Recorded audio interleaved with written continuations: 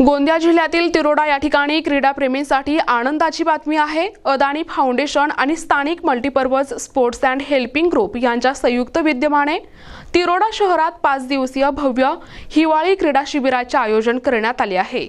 जिल्हा परिषद उत्तर बुनियादी शाळेच्या पटांगणात या शिबिराचा शानदार उद्घाटन सोहळा तिरोडा गोरेगावचे आमदार विजय रहांगडाले यांच्या हस्ते पार पडला।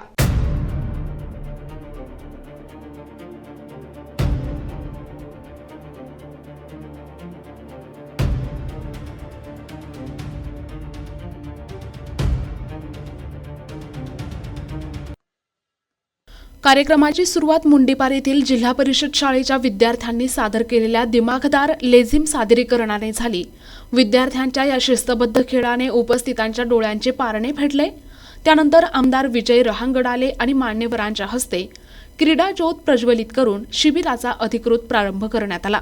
या प्रसंगी अदानी पॉवर लिमिटेडचे स्टेशन हेड मयंक दोशी, नवनिर्वाचित नगराध्यक्ष अशोकजी असाटी, अदानी फाउंडेशनचे प्रमुख बिमुल पटेल आणि जिल्हा परिषद सदस्या माधुरीताई रहांगडाले यांची प्रमुख उपस्थिती होती।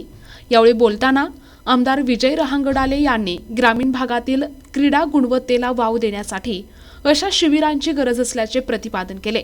मयंक दोशी यांनीही खेळाडूंना अदानी फाउंडेशनतर्फे सर्वतोपरी सहकार्य करण्याचे आश्वासन दिले।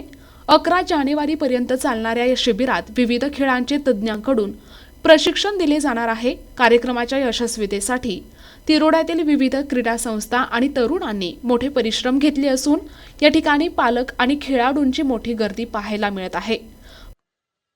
प्रतिनिधी राधा किसन चुटे, NTV न्यूज मराठी, गोंदिया।